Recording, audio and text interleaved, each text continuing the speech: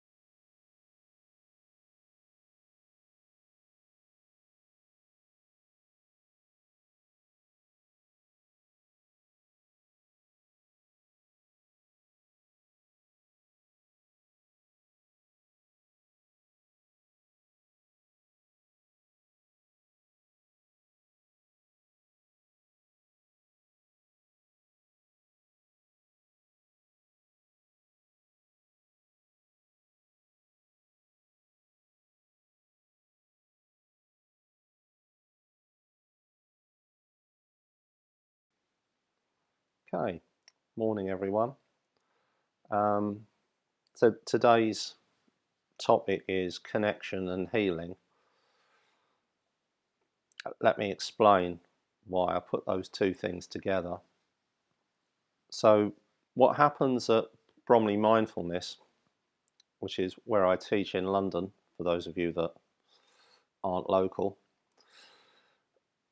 there's a revolving door, and what happens is people come along to do meditation, and I think that what happens is this: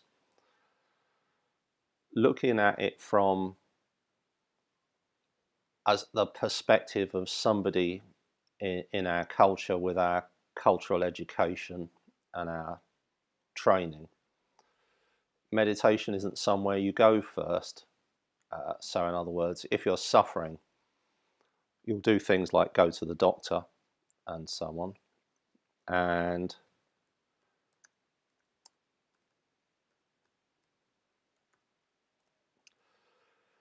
what actually happens is that people tend to exhaust a lot of other different avenues, and they might talk to their friends, and somebody might say, well, you know, I meditate and I've had these results from it.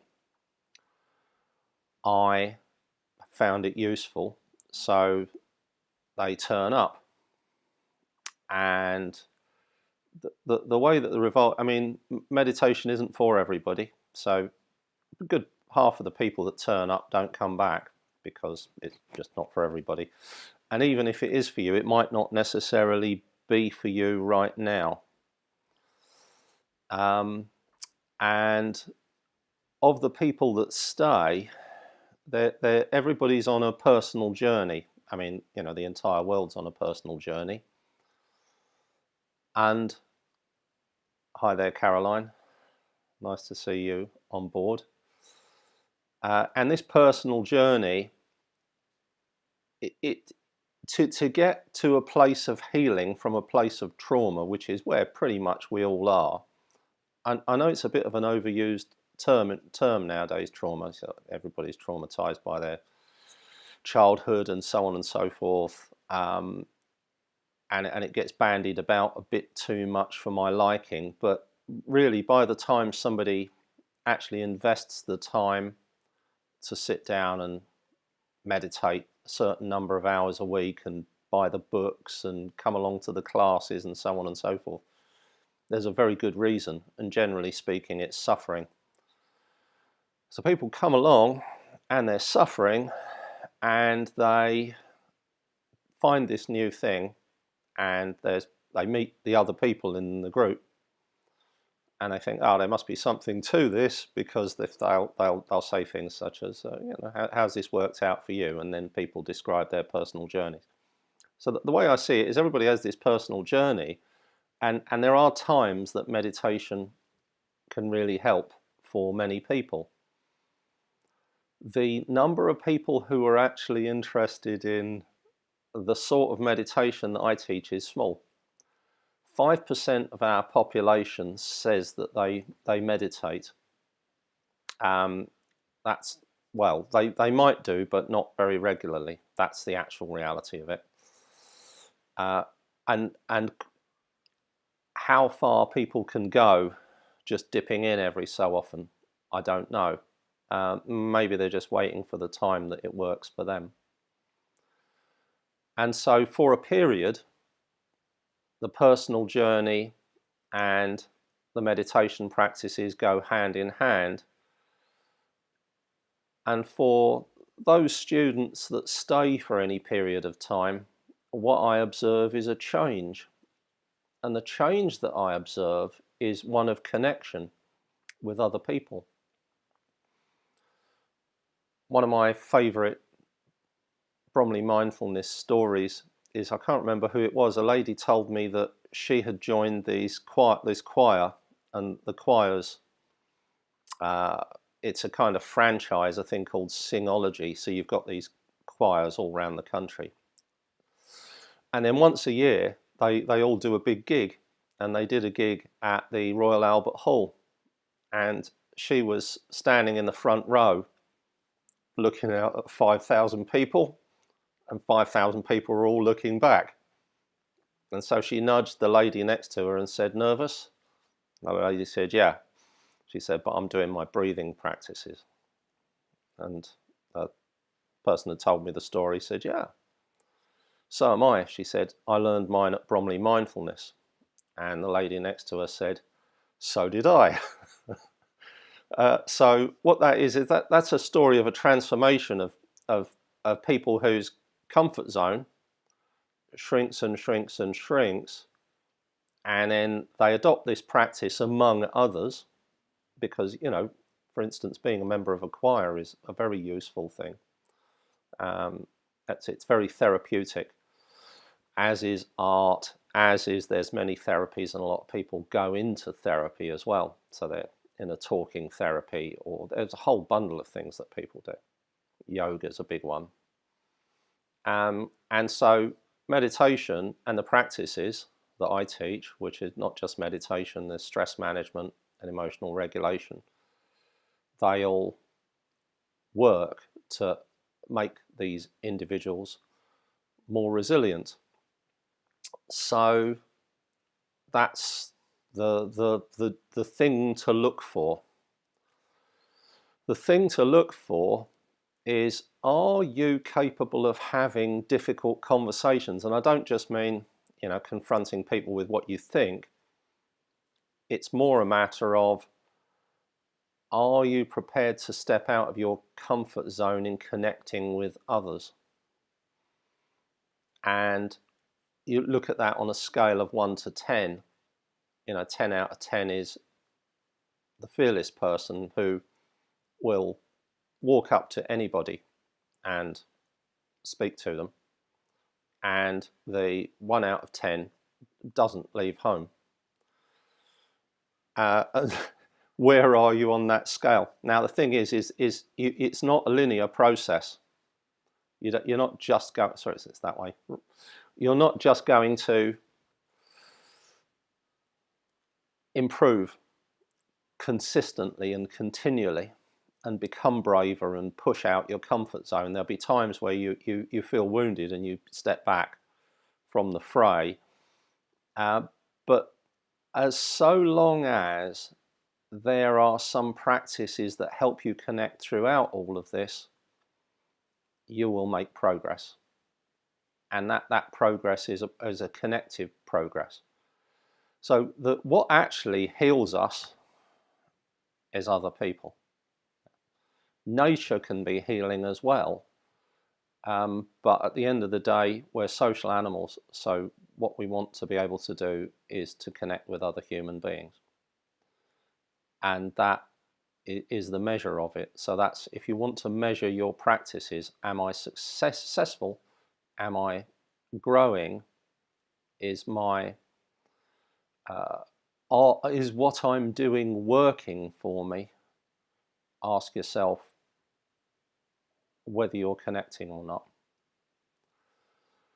So that's the measure. It's the measure, and it's how we heal. And what we're healing from is the rough edges of modern interactions with other people. So that's why I teach stress management, emotional regulation, and mindfulness meditations, gratitude meditations. What we're going to do today is we're going to do a new meditation. It's something I've been teaching since last year, and I call it the Karma Yoga meditation. I think it's one of these, yet another meditation for our times. What Karma Yoga is, I've done a podcast and I've done a online video session. I can't remember if the video's out of the course or not, but there's a podcast on the 2020 meditation podcast on Karma Yoga if you're interested. And Karma Yoga is the yoga of action. It's the actions that you take, the things that you do, and obviously interacting with others and how you interact with other people. That's right at the heart of what we do, because we can't actually achieve a lot on our own. it's all about the people that are around us. So we'll be doing that, but I will start off with a gentle introduction to meditation for those who are new to it, and an introduction to today's meditation for those that are experienced, which is noticing some sound. So if you've never meditated, if you just place your feet flat on the floor, elbows by the side, you can close your eyes or look down past the tip of your nose and allow yourself to notice the sound of the bell.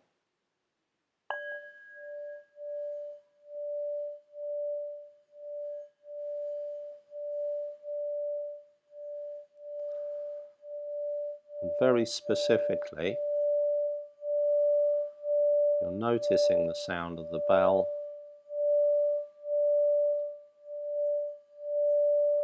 as it moves through time.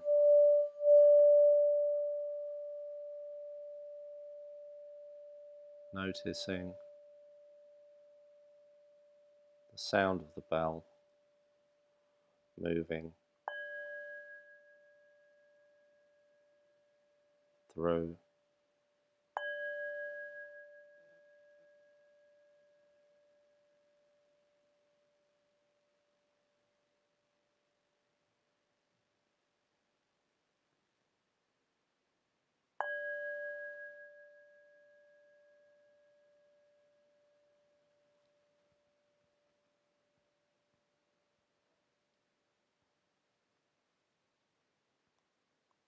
time.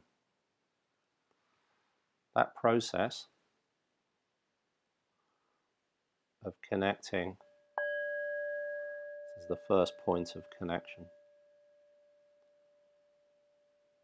That process of connecting to the present moment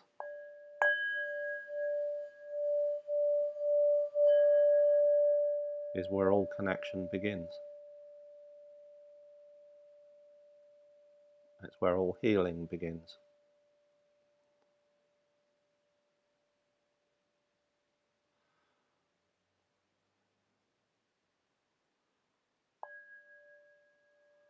There's very little healing in the maze of the modern mind. All healing occurs in the present moment.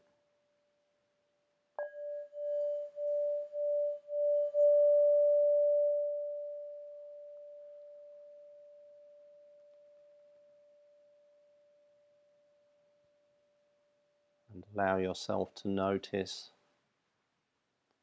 whatever sounds there are around you.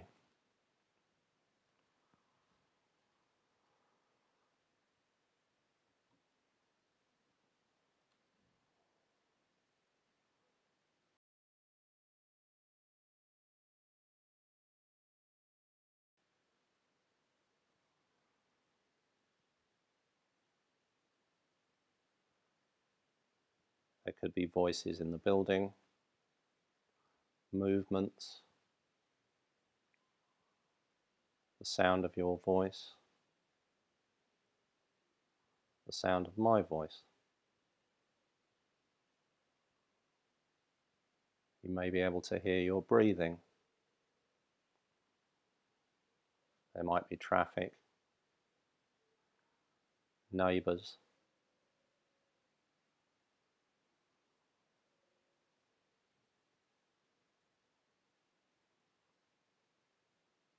And you're just noticing those sounds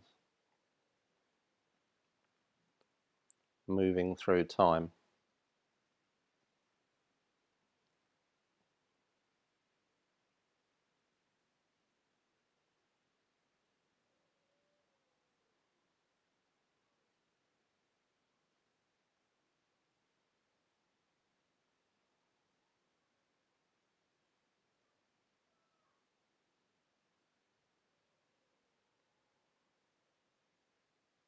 And the meditations today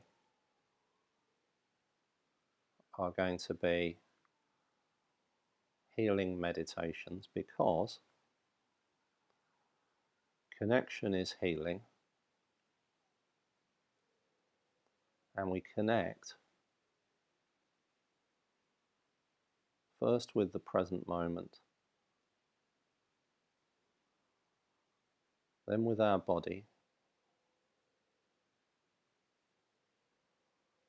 and then with nature and with others.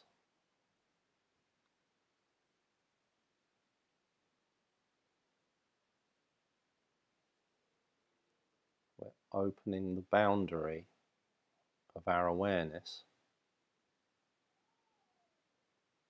from the narrow, repetitive processes in the mind through our senses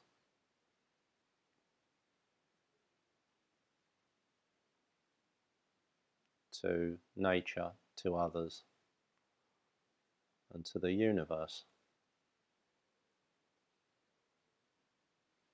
This is reconnecting. This is the coming home that my students mentioned last week.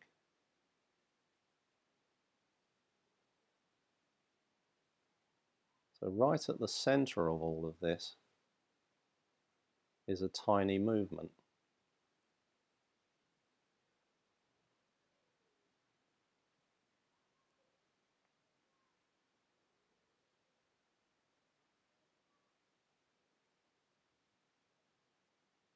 It's the movement of the belly,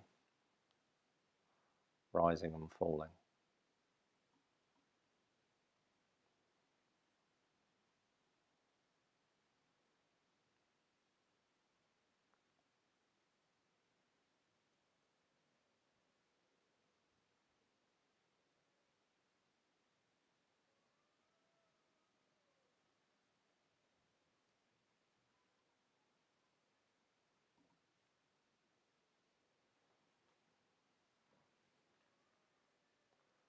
Just a tiny little movement.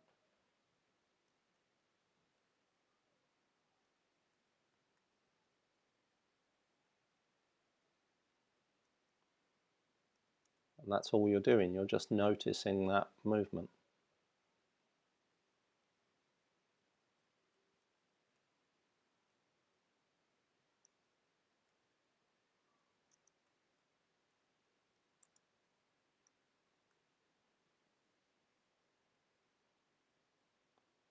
Noticing the belly rising, noticing the belly falling.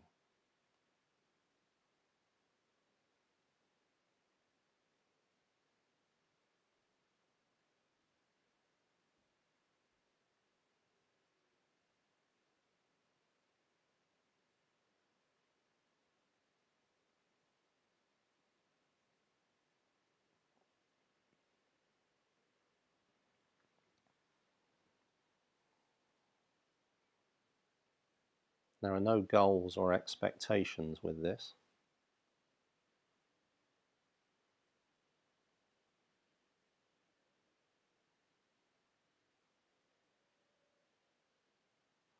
There's nothing to be got from it.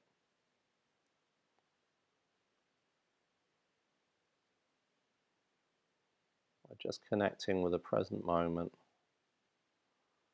through that tiny movement of the belly.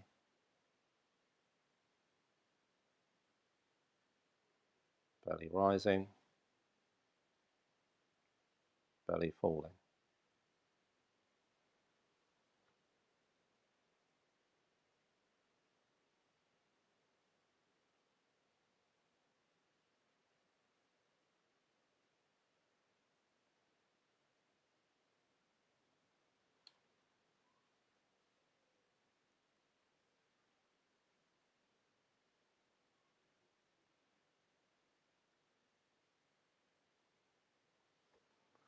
And now check in with the body.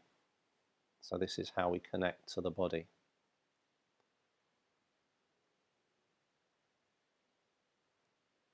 Elbows by the side.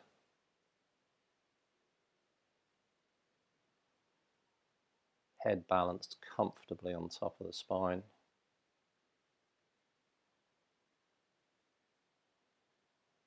eyes closed or half shut as you look down, feet on the floor.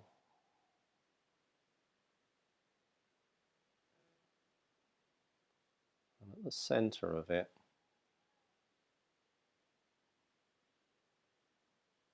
is that tiny movement.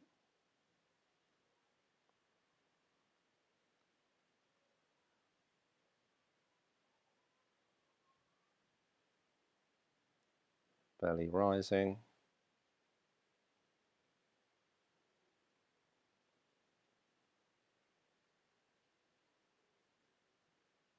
belly falling.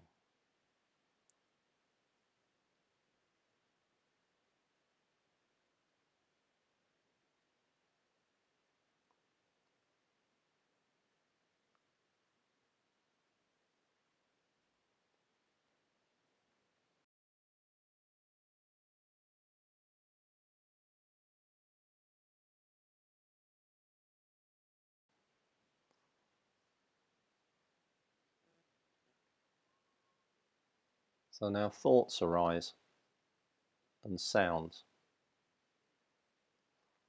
in this process. There we are, we're noticing the movement of the belly,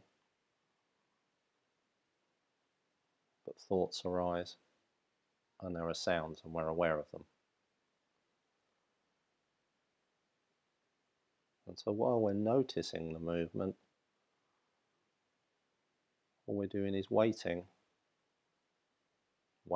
for sounds and thoughts.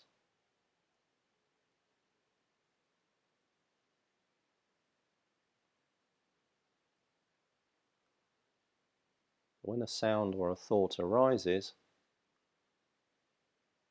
we're learning to let go of it instantly, the moment it happens. And what we do is wait for the next one. For example, here's the sound of a bell.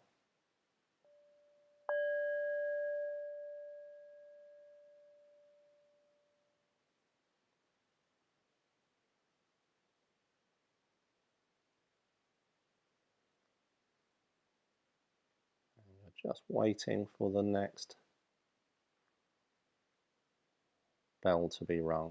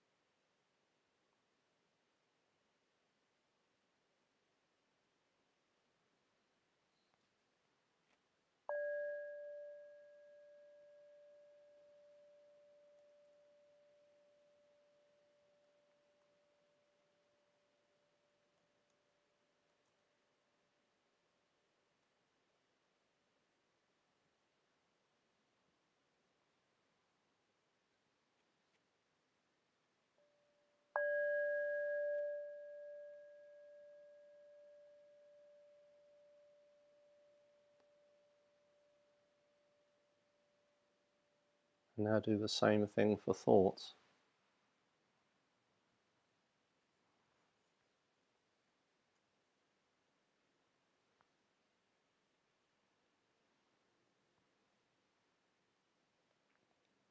And the sounds around you.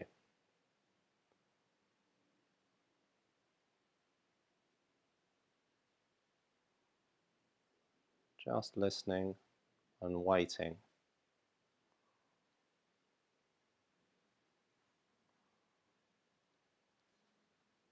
And we can drop a thought and drop a sound to wait for the next one. Here's a sound.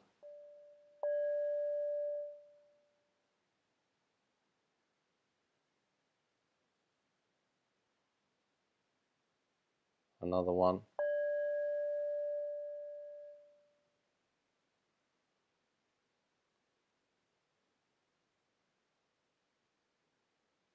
Still connected to the movement of the belly. Just waiting.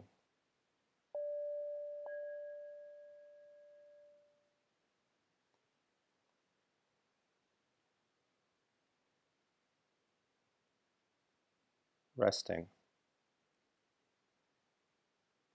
The mind is resting.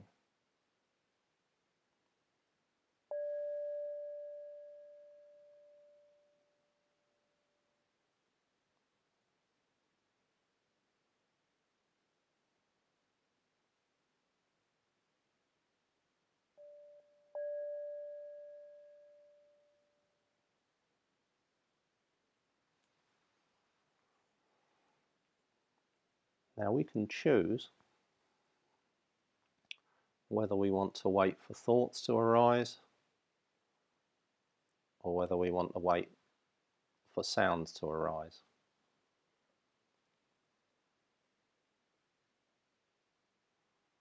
So waiting for thoughts to arise. When a thought arises, just say in our mind, thinking,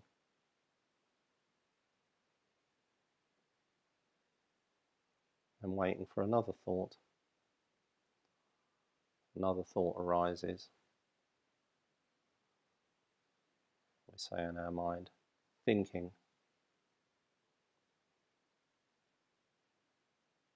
And then we're waiting for another thought.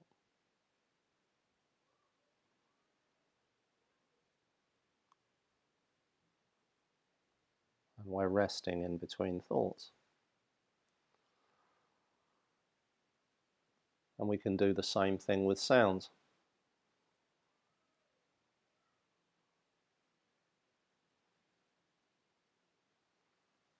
Sound arises.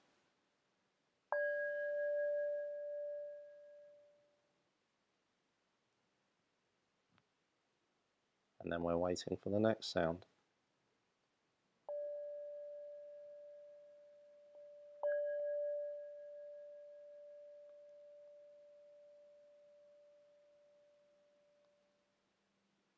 So when we notice a sound, we say in our mind, listening.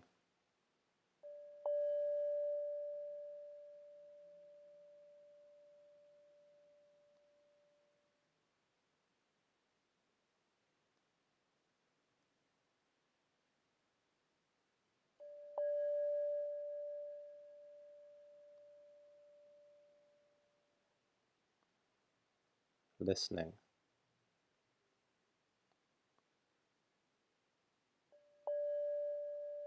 Sound arises. Say in our mind, listening.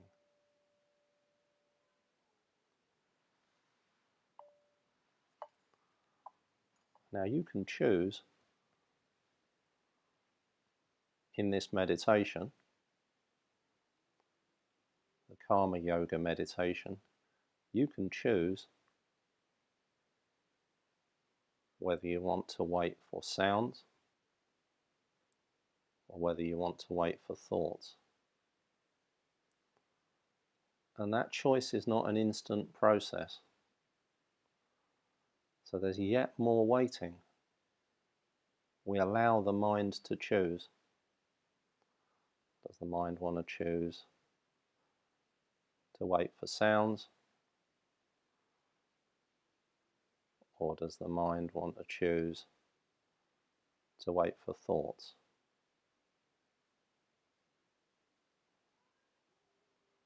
And so this waiting is waiting for choice.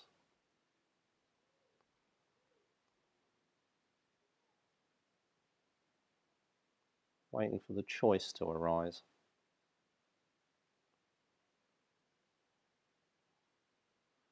And when we choose, either we're waiting for sound or we're waiting for thought. Sound arises, we say in our mind, listening. Thought arises, say in our mind, thinking. We can do that for as long as we wish. Wait for one thought, many thoughts, Wait for one sound, many sounds. Every time there's a sound, we say listening. Every time there's a thought, we say thinking. But every so often, we come back and wait for the next choice to arise in our awareness.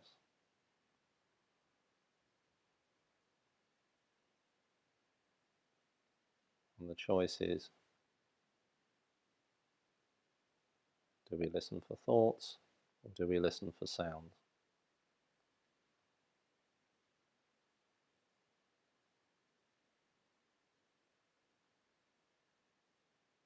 So then we're resting, waiting for a choice to arise.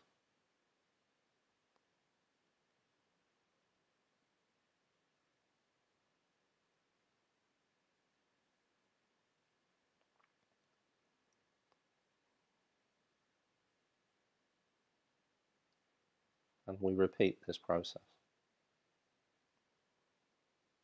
listening for sounds, listening for thoughts,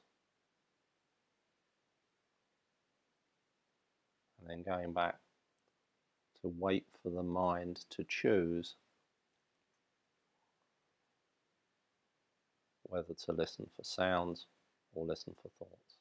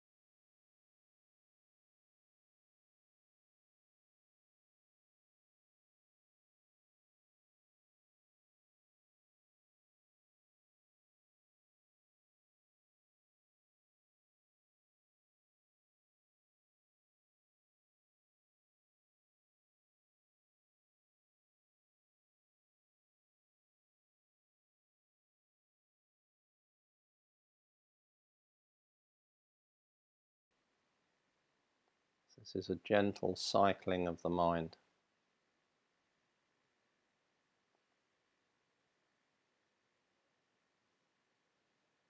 There's waiting and listening and resting at every stage in this cycle.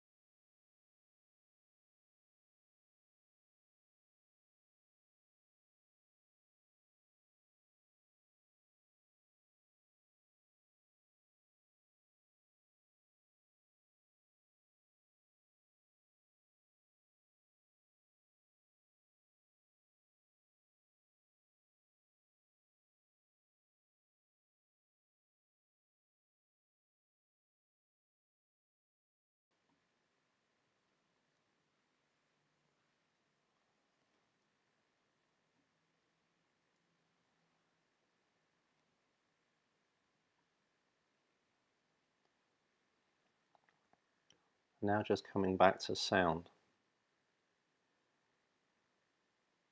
and the awareness of the movement of the belly.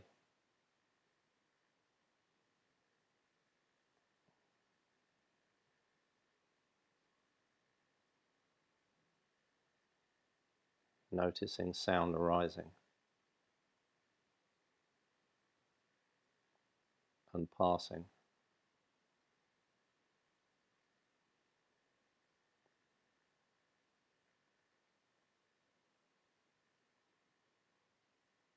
And the belly rising and falling.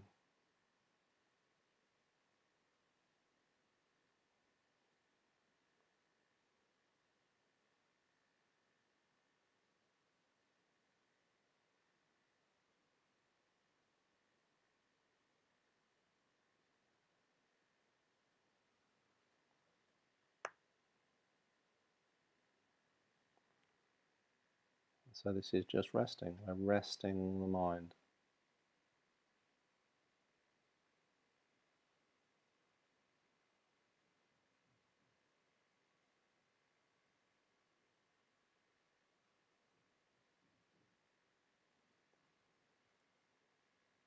And the mind is just noticing the gentle cycle.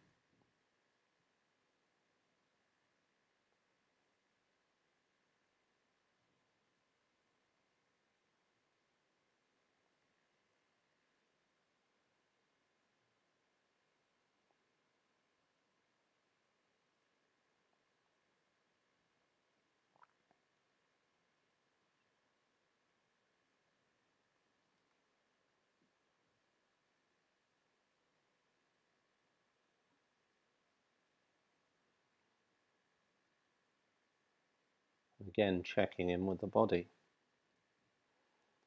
Any tension, any tightness,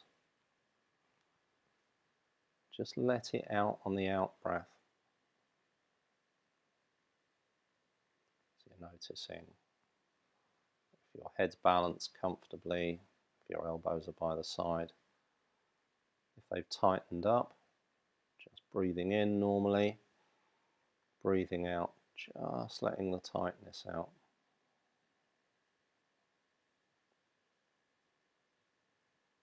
And the belly rising and falling.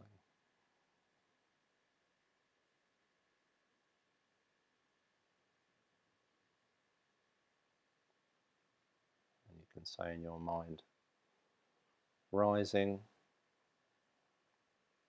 falling, rising, falling.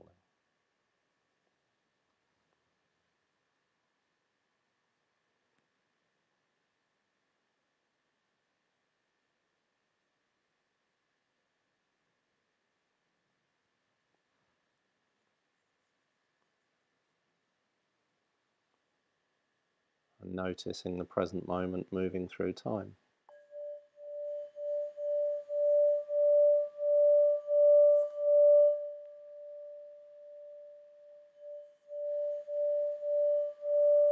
And in your very own time,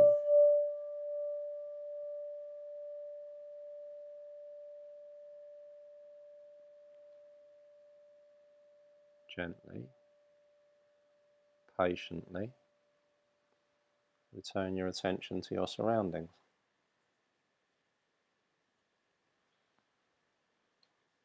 Okay. So my perception of healing is connection. And my perception of the process of healing is present moment, body,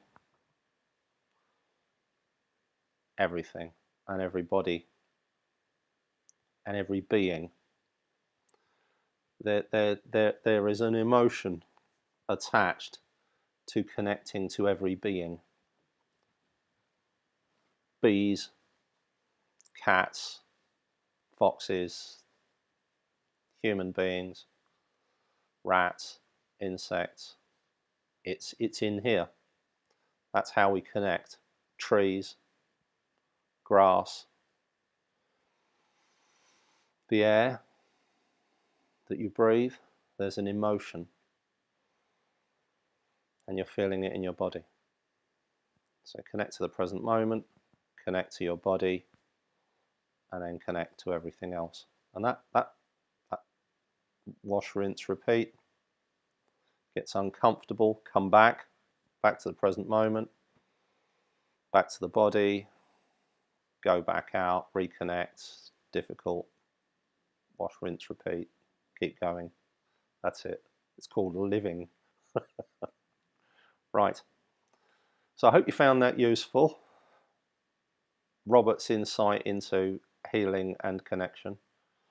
And if you feel so moved to do so, I would be grateful if you contributed. So here is a couple of links.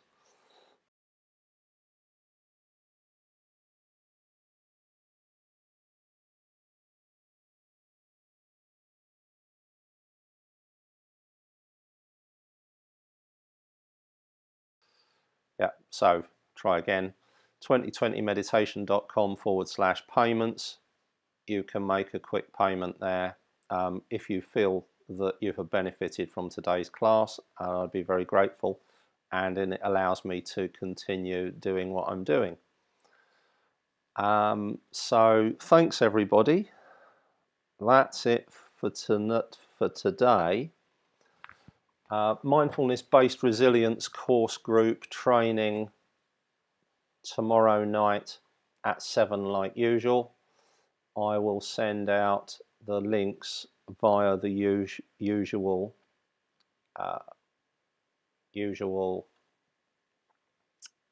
channels.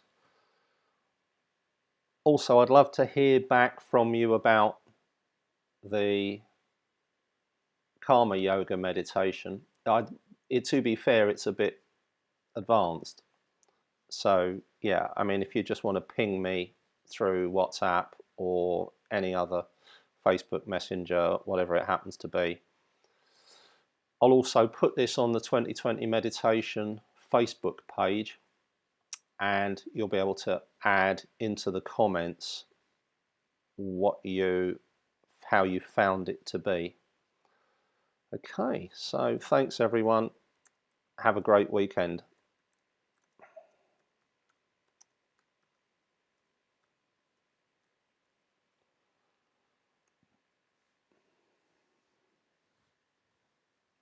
Blessings, and feel free to contribute. Or if you don't want to or can't, that's perfectly fine. But down there as well, there's a subscribe button, and you can press like.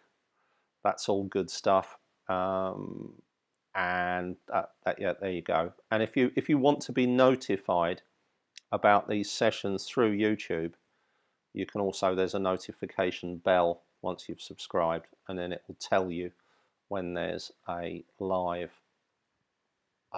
stream. Thanks, Wendy. Thanks, Richie. Take care, everyone.